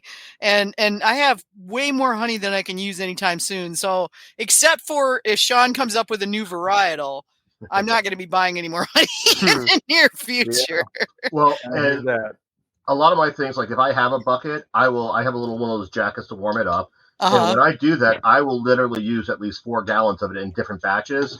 And I plan my day on trying to use as much of it as, and then I have some smaller containers. I'll put some off to the side for back sweetening purposes. Okay, right, sure. Yeah, because I don't like to deal with a bucket multiple times, because literally I get honey everywhere. Yeah, they do. And then also you end up with a whole lot of half full or third full buckets that are just taking up tons of space. Yeah, I've got several of those partially full buckets that I've got to deal with. I get it. Yeah. And nothing's worse than a bucket breaking in the box on its way to you, and you open up the bag and the honey goes everywhere. I got a gallon of the Nebraska wildflower, the cinnamon one. Was it 2019? And the bucket had a crack in it when it got to me, and so like the bucket is now sitting upside down in another bucket because I haven't opened it yet, and I just sealed it up so that it wouldn't get accessed by the critters that I can't seem to expunge from my basement. But well, I've got 7 dogs. So I know, but they don't hunt the mice. Well, actually, they are pretty good at pointing them out. They don't. I don't know. I mean, they will get them, and they have brought me mice. But it's they also have brought me. They brought me a rabbit last year. I had to nurse it back to health and release it back into the wild. Okay. There was another question you asked Kyle that I also want to answer. Sure. Which was, places you've gone that inspired you. I did a Mediterranean cruise, and I went to Istanbul, and I went to the bazaar there, and oh boy, I'll bet that was awesome. and it was neat. But I mean, like every other booth was like a tea place, and eventually I got suckered into one, and they're pouring these different hot teas, and every tea I was drinking is like, oh, this would make a great mead. This would make a great mead. So I had bought a couple of these different things. I bought a pomegranate like tea mixture stuff and made a mead out of that, which was really good. And so yeah, when I travel, like even I recently went to Mexico, and I'm looking at the different things they have there to help inspire me on things like, hey, this is what I want to do. Like even you got to talk about I went to a chocolate museum and how they don't use any of the fat and stuff in it. They do it different ways by adding the cinnamons and other, not cinnamons, but other kind of peppers and the Mexican paprika kind of thing. I forget what it's called, but and have the cocoa nibs crushed. So it does inspire me. The other thing was judging Mazer Cup was very inspirational to me, getting to try a lot of great meads. Yeah. One of which was I had a couple banana meads that were phenomenal, and I had never done banana. Oh, okay. And so when Kevin asked me, hey, Bill, I want you to do something, I'm like, I'm going to try to do a banana mead. Well, this one did not work out. You could have done chocolate banana, man. Chocolate and banana go together really well. Yeah. That was my plan, but as my first banana mead, I did not get the strong enough banana. I actually created a very nice light banana mead, and I said, you know what? I'm not going to chocolate it. This is nice how it is. It's a light, delicate one. Obviously, I need to learn a little bit more on how to get a stronger, more powerful banana flavor in it, because again, that was my first attempt. But yeah, it did inspire me. And then Kevin's thing, I was going to do chocolate banana. So that's on my list. I plan to do a chocolate banana mead. Well, you know what? Contact Adam Bystrom. Mm-hmm. He made a really good banana mead a few years ago. I don't think it ever went to a competition, but I had some of that. It was quite good, and I'm sure he can give you some tips if you're interested. Yeah, I may do that. Yeah, that's great. I love hearing those stories about how people come up with stuff or what inspires them. It's always interesting, and travel is a great way to do it. It is, yeah. I mean, look at what especially market. Yeah, when we went to that market in Mexico City. Yeah, that was unbelievable. I was like, oh my God, I could do this and I could do that, and I mean, it was really hard not to buy a whole bunch of stuff. You could spend weeks in that place. Oh God, yeah, we didn't even cover a 10th part of it. If you had the money, you could go absolutely bonkers in there. Well, for less money than it would cost you to go absolutely. Well, maybe, but still. I could have spent a fair amount of U.S. money. Right. Well, I paid for those flowers, which I still haven't used, but it's going to happen. Yeah, it was hilarious watching the Polish going, "Oh my God, I can buy bags of hibiscus." Yeah, that was hilarious. I'm like, really? That's a big deal to that's you? a big deal to you? Yeah, and it's like, shoot, that grows in my yard. Yeah. Yeah. Not everybody's so lucky to have stuff like that growing in their yard. Well, or readily available. Like where I live, hibiscus, I mean, it's not like we can't just get a bag of it, Yeah, it's not like we can't just get it, I mean, I'd have to order it here, but if I was buying it, but hibiscus mead is just, I really like that. I got to get Raul's mom's hibiscus tea recipe, because that's what he made his award winning. That's won in like 7 different countries. Huh. Yeah. Well, that reminds me, that's another one I have to put aside for you. Oh yeah. Thank you. I forgot about that. I'm really looking forward to my drive over to Minnesota. And the drive back. As long as I get pulled over. Yeah, hopefully not. It's like. Yeah. I'm hoping White Winter is still there when I go, so I can stop by, because that's kind of on my way. Yeah, he is. Yeah. It's open. Yeah, it is now, but it's up for sale. So I know. Yeah. I don't think he's planning to shut it down until. No, he's looking for somebody to do a lock, stock, and barrel and buy the thing, and I hope they do, because they, he's one of the oldest meaderies in the country, and he makes very good mead. Yes, he does, and his distilled meads are really good too. I know, that was shocking. I know, I've got all of them, and I'm like, yes. Every time I go over there, I spend way too much money. How much of the mead flavor came through in the distillery. Oh yeah, I really was. He did a good job. He did. Yeah. I'll have to bring some of his distilled stuff when I come out. Yeah, good idea. Yeah. Don't bring too much. I'll bring. Yeah, I know. I'm going to bring a couple cases, and hopefully get rid of at least a case of it. So. Well, I think we ran through all of the Nathan questions. We did. And we haven't got anything else coming in on the chat at the moment. Nope, not really. Yeah. Although we did get raided by Twitch, by Felice Lucia on Twitch. I have no idea what that. I don't either, but I haven't learned Twitch yet. So. Maybe she's a new fan. Who knows? Yeah. They're one of my friends. She's one of AJ's friends. Yeah. Oh, okay. All right. So are you guys both going to be at Valks? Yeah, that's the plan. I was originally looking at doing Mead Madness, but I changed my plan. I might try to do Mead Madness next year and do Valkyries this year. Okay. Yeah. Okay, well, that'd be awesome. Kevin and I are talking about doing Mead Madness next year. So yeah, that's my plan. Yeah, they pushed us really hard because they were going to visit the salt mines and stuff, and it was like, oh my god, that would be so cool, but we can't go this year. Well, in my case, I was just down in Mexico. I spent a bundle on that, so yeah. It's like I can only do. Well, they did. Yeah, I can only do one out of country trip every so often. So. Yeah.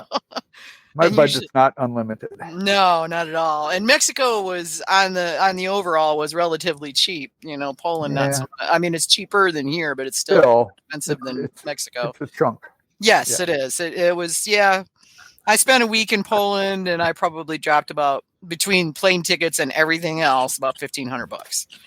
Oh, that's pretty cheap. That's less than I spent in Mexico. Dude, you could eat like a horse all day long for like $20. It was ridiculous. I mean, that Mexico trip cost me $2,500. So. Yeah, no, I didn't spend that much in Mexico. Well, okay, I take it back. I did buy 3 bottles of tequila. So that's what really got me was the tequila that we bought at the Tequileria, and then the tequila we bought when we were in the duty free. Right. Yeah. Well, in my case, at least for next year, my plan is to spend a week in Poland for the competition, and then I will meet my wife Mari, and then we're going to go off somewhere else for 2 weeks. So nice. It's not going to be cheap, but it'll be efficient. Yes. Well, I mean, that's what Scott Shar and his wife did. Was they flew into, I think it was Prague, and they took the train. Yeah, Prague is one of our possibilities. The other is Portugal. I don't know which we'll do yet, but I don't know. I've still got to figure that one out. So I don't know yet. I would like to go other places than just Poland if I can. So might go to Germany and look at some of my relatives or something. Mm-hmm. All right. Well, I don't know if we have any other questions. Guys, anything? Okay. Explore? So one thing that I think a lot of people out there are looking at is, and this is something that we get. I get this question every single day. Is dissecting those recipes. How do you put those together? How do you come up with what you came up with? Yeah, I know, right? And it's like, and it's like asking a writer where do they get their stories, But there's so many people that are just they're not, and I think part of it is that we live in a people don't cook culture. Yeah, it's like they've just never really learned how to put flavors together because it's not something that they do every day, and that's fine. It's a skill. It's something that you put together. But what made you decide? I'm gonna go find my Word documents here. A lot of questions are oriented around how much of XYZ should I put in. Yes, right? I mean that's the fundamental question. I think so. Yeah. So for me, most of my ideas I just come up with my own. I know these flavors work together. Now, if you don't know what flavors look like, there is something called the Flavor Bible. Yeah, I love the Flavor Bible. It does give a lot of different suggestions on pairings and things. So again, that's a good resource. I own it. I've only, I think, used it a couple times when I'm like, this is an interesting thing. What would it pair with kind of thing? But in general, it's all about tasting. If you know what things go together about the quantities, you could always add things slowly. It's hard to take things out. Yeah. So if you're afraid something's going to overpower it, I've done, because again, I'm known as Beer and Fire. A long time ago, that's what my domain name I bought for myself was of my brewery, and then I became known as Mead Insider Guy. So terrible idea for branding, but I also do a lot of hot stuff. I grow my own ghost peppers. I also add something to meads and stuff like that. And that's one of the things where I learned very early on, little bit at a time, because I have made some stuff where I literally had to create more batches of stuff. I don't do much blending, but when you make something that's over 1 million Scoville mead, that's the blending mead. Yeah, you need to blend that. No, it's not a blending mead. It's a mead that needs to be blended. That's the difference. Yeah, sure. It's not like a base mead you use to blend with others. It's like we've got to thin this down. Yeah, because we're not going to kill people here. We don't really want to kill people. Yeah, so I've learned that because I just like 1 tablespoon, 5 gallons. That 1 tablespoon went pretty far. So oh, dang. And that was what you were using, ghost peppers? Or? Dried ghost peppers, yeah. Okay. Yeah, well, I mean, I remember when Mike Fall, he came out with this Malia, which was a sweet traditional. And so it was pretty straightforward. It was a good traditional. It was reasonably well put together, and it was a good mead. And then he took a whole bunch of the bottles and dropped 1 ghost pepper into each 500 ml bottle. 1 whole ghost pepper. And then let them sit for like a month. And then brought that, and that was the year we had the first year of the UC Davis Mead Conference, and he brought a bunch of those bottles, and we had an after party after one of the class days, and I took 1 sip, handed the bottle back, and said, "That's really interesting." It was way beyond my hot tolerance, way beyond. But that was when ghost peppers were just starting to gain popularity, so. So where do you go as a reference to starting point for ingredient quantities? And of course, this all depends on your batch sizes. Let's assume people are making 1 gallon batches, because that's where most of the beginners land to start with. Mm-hmm. And they're generally the ones asking for this kind of advice. Where do you go to get your starting point for ingredient additions? There's various calculators that you can use on the internet that give you some help with that. The Gotmead calculator is one I've been using since I started. There's also Mead Tools, which is another one that is very handy with giving final volumes of things, so you don't end up with I'm adding this and this and this. Oh, my carboy is way too small. Like, I'm going overboard. So there's some online calculators that can help with that, especially. And what I also advise for a lot of beginners is if you're like making a melomel or anything like that, try using juice. It's easier to avoid, it's easier to calculate and actually have the correct volumes for primary and post fermentation without needing to worry about I with my 50 pound blueberry situation, I'm using a 10-gallon bucket, but I'm ending with 5 gallons because I just have there's so much room. There's a lot going on in there. But a beginner's not going to know that. And the other thing I would recommend is using buckets for primary, starting out with a little more than a gallon, so you end up with a gallon. Those are kind of just general things I recommend. With spices, adding them post fermentation, like Bill mentioned, you can always add more. Can't take it away. So starting out with that, there's also things that mention spice per gallon. There is a mead tool out there that's on that you can just look up spice per gallon, and it gives you a rough estimate of how much spice you're going to need for that gallon without going through all the bench trial work and all that. It's a good place to start. In terms of inspiration for various flavors, look at various cookbooks when you go out to eat, when you see different cocktails. I was a Food Network kid. I watched all the Iron Chefs. I was, inundated with that stuff. I started cooking when I was very young for my family, and I've loved doing that. So some of us like have that experience that others don't, and that's okay. You don't need that in order to make really good mead. That will help. All sensory will help fuel your sensory that you need for mead. Um, but at the same time, using some of these online resources can really help you begin.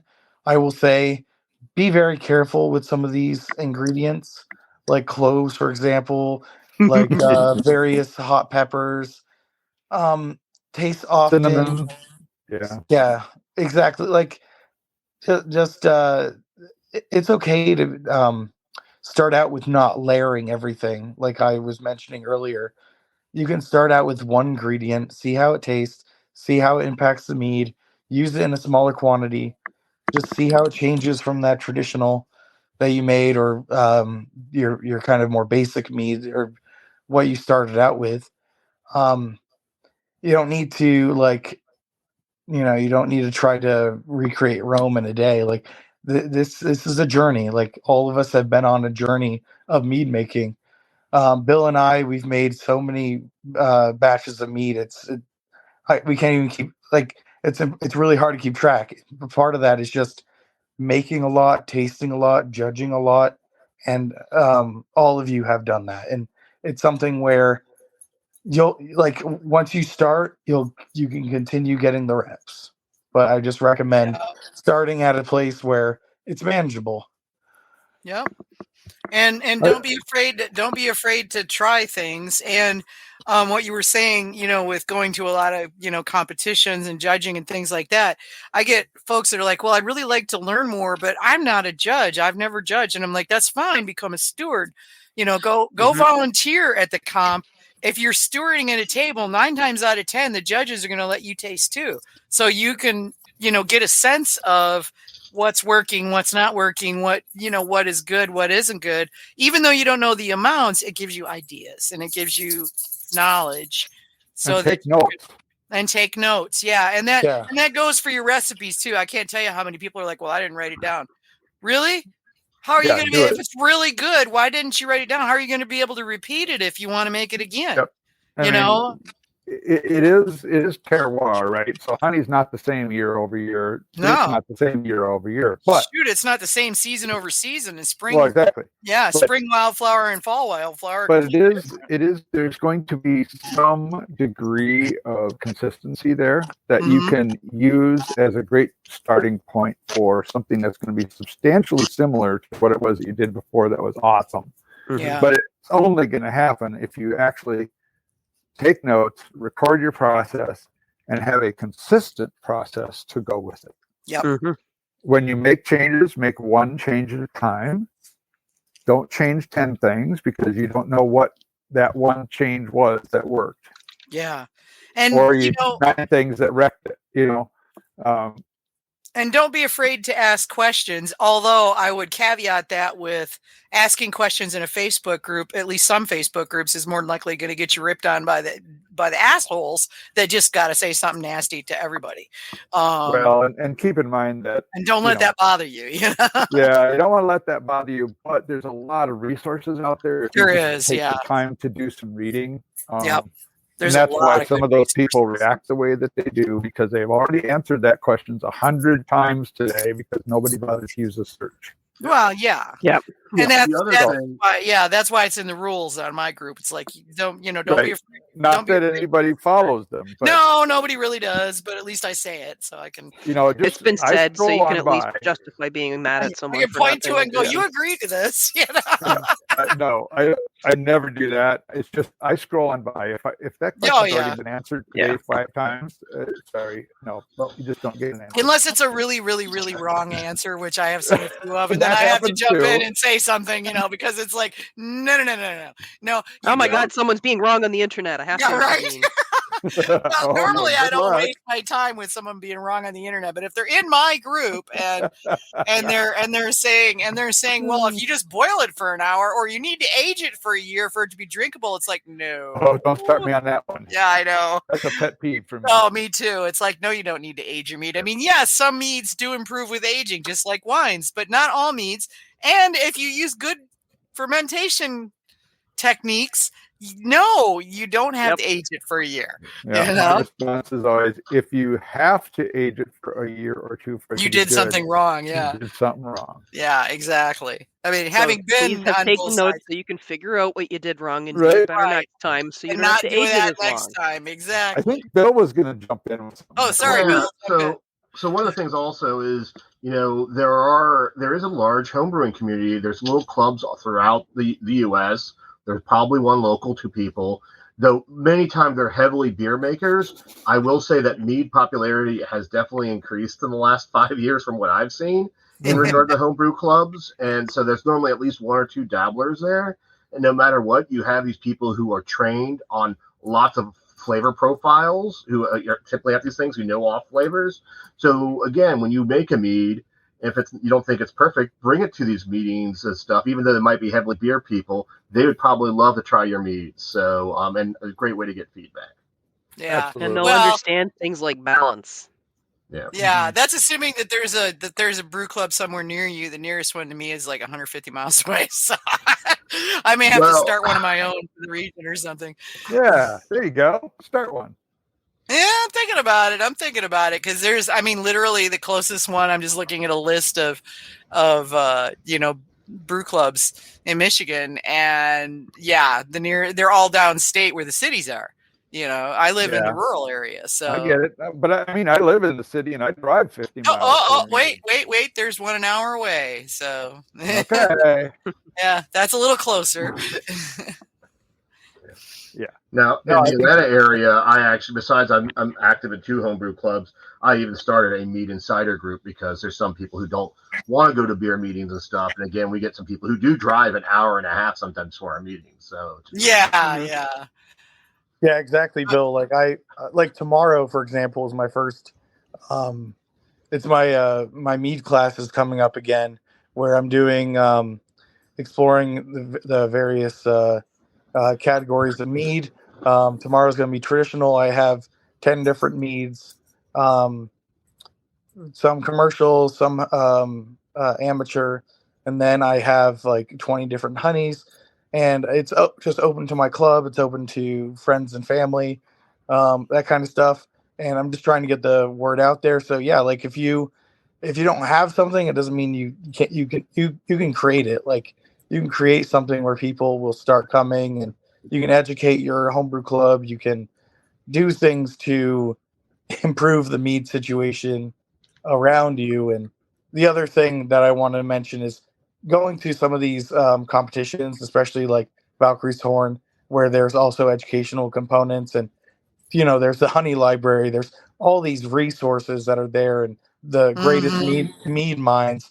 Going there for a few days upped my level to the nth degree. Like I loved mead. Everything was great.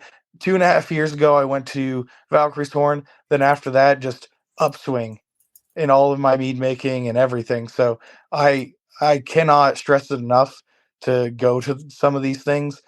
Spend that plane ticket. You won't regret it. Definitely do it. Yeah. That's quite an endorsement. Thank you. I will say, I want to add to that, just as long as we're on that topic, our one of our educational component this year, which we do offer something every year, and hopefully next year it'll be more expanded. But this year, Adam. Yeah, but we won't be there, Kevin. Oh, I know, but I'm still going to make it happen. So this year, Adam Bystrom and I made a 50-gallon batch of traditional mead with Gardner's Wildflower from southwestern Minnesota. And we split that batch 24 ways. So we have 12 wood species that have a 5-month contact time. 12 wood species will have a 1-month contact time, and then we'll have a control sample. So our attendees will have the opportunity to taste what they like out of that side by side to see the differences between no wood, 1 month, and 5-month contact time for all 12 species if they're up to it. So, that's the kind of thing you want to do if you're going to get better at this stuff. Is it gives you an opportunity to explore all these different avenues for things that you can do with your mead. Yeah. And also bench trials, just changing one thing at a time. Yeah. Absolutely. Yeah. And don't be afraid to overdo it, because that's another thing you have to learn too, is how much Absolutely. is too much. You want to go below and above your threshold. Yeah. Yeah, you learn That what way you works. know where the sweet spot is. Yeah. You know what works and what doesn't. If it says to add 25 cloves, add 12. Yeah, cloves are definitely the one that's gotten me messed up. Oh, yeah. If it says add 12 cloves, add 2. Yeah, cloves are like super strong. Yeah. Well, and they don't fade. I used a spice kit, like a mulling spice thing, which you don't control. You just use what you got. And every complaint I've ever had with it has always been, wow, that cloves overpowered everything. Yeah. Yeah, I found that to be the case with clove and pretty much everything. I mean, it's just, better to underestimate than overestimate the cloves, because, yeah. If you're old enough, you might remember there was a gum that was made with cloves. Uh-huh. I don't think they make it anymore. Probably for good reason. That was, shoot, I can see it too. But yeah, you're right. And there was actually a clove cigarette too. It was like all the rage. It was all the rage with the hippies and the fire folk and stuff. That sounds horrible. Yeah, I know they were actually really interesting. Because I've tried them, but yeah, they were better for secondhand smoke inhalers like me than tobacco smoke. Yeah, but yeah. Overdoing it is definitely a thing. Yeah, we're up on the 2-hour mark here in moments. We are, yeah, and my God, we survived so far. I'm impressed. This was fun. It was easy. Love having you guys on. Great conversation. Appreciate all the information. Absolutely, and we'll see you in what, a month and a half? Yeah. Yeah, we have 1 month for everybody to get entries in, so you better get them paid and on the way. We'll be shooting out some emails and things here before too long. But, get them in. Yeah. Get signed up if you're planning on judging, etc. So, yeah, we got people coming in from all over the country, so it'll be a lot of fun. It'll be nice. Great opportunity to do some bottle shares, have some good food. Yeah, absolutely. But yeah, thanks guys for coming on. This has been great. Yeah, thanks for having us. This was great. Yeah, I enjoyed it. Appreciate it. And the recipes will be published on the Gotmead website somewhere, right? They will be, if it's okay with you guys. Oh yeah. Okay, cool. Then I'll go ahead and put them in the show episode page, and so folks can get them. And is it okay to put them in like the Gotmead Facebook group? Yeah. Okay. Yeah. Just making sure it's cool with you. I mean, they're your recipes. So. Yeah. Also, on regards to the chocolate recipes, in the most recent Zymergy magazine, my Wizzo chocolate, which got the gold at NHC's recipes in there. Also, oh, nice! Yeah, I got that. I've got that edition. I'm gonna have to check it out. Interesting enough, that one there was literally the kit had the chocolate in it. So that one I can't tell you exactly how it went with it. So okay. All right. Well, thanks everybody. Yeah, absolutely. Have a great night. Yeah, right. definitely. You too. Thanks Good night. a lot, Thank guys. you. Thanks. Okay, so episodes, events coming up. January 15th tomorrow, Green Mountain Mashers, which is Kyle's group in Vermont, has their mead series, part 1, traditional mead. And they're doing classes and stuff. It's really cool. Makes me wish I was closer to Vermont. January 15th, Cloud City Modern Mead in Leadville, Colorado has a mindfulness meetup. January 15th, Kingview Mead in Mount Lebanon, Pennsylvania has their trivia night. January 16th, Nucleus Mead in Linesville, Pennsylvania has a mead and read. Come and talk about the books you like. Excuse me. January 18th, Four Brothers Mead, Festus, Missouri, has Lisa playing live music. January 18th, Doggone Bees Apiary and Meadery in Hanover, Pennsylvania, has a mead making class. January 21st, Blom Mead Works in Ann Arbor, Michigan, has Babies and Brew. It's like a family gathering thing. So bring your kids, bring your family. January 22nd, Cloud City Modern Mead in Leadville, Colorado, has a mindfulness meetup. January 23rd, Edible Education Experience in Orlando, Florida, has Culinary Curiosities, the art and science of turning honey into mead. January 25th, Mead Krieger in Loveland, Colorado, has their 2-year anniversary celebration. Congratulations, Mead Krieger. January 25th, Crafted Artisan Meadery in Mogadore, Ohio, has mead and meditation. Also on the 25th, Crafted Artisan Winery in Mogadore, Ohio, has a Mead 101 class. February 2nd, Honey and Hops Brewworks in Front Royal, Virginia, has a mead and seed and plant exchange. February 5th, Mead People 716 in Hamburg, New York, that's a new one to me, has a Galentine's Day cookie class at the meeting room. So they're going to be making cookies. February, that sounds like fun. February 6th, Modgard, Haslev, Denmark, has a mead and food pairing at Bregnan. February 8th, Thistle Rock Mead Company in Charlottesville, Virginia, has Kinfolk Live, Celtic music. February 8th, Hierophant Meadery in Freeland, Washington, has their in-bulk golden hours and a pizza pop-up with herbal offerings and mulled mead. February 12th, Green Mountain Mashers, Essex Junction, Vermont. I don't know why I can't say that. Has their Mead Series Part 2, Fruit Meads, and I'm assuming that this will continue. So Kyle and gang are going nuts out there. And of course, as always, support your local meadery. Even if you don't have a local meadery, you can still support mead. Go to shopmeads.com, and they've got meads from all over the country, and there's some very good ones on there. If you'd like to get your event on Gotmead Live, let us know at gotmead@gotmead.com. Schedule-wise, we're still fleshing out the schedule. Looks like I'm going to have a Tej maker on probably at the end of February. And sorry about the barking. I'm the only one here, and there's nobody to stop them from doing it. And we've got some other stuff lined up for y'all. So we're working on just getting everybody plugged into spots and coming on. In the meantime, be excellent to one another, and we'll see you in 2 weeks. Good night, everybody. All right, good night.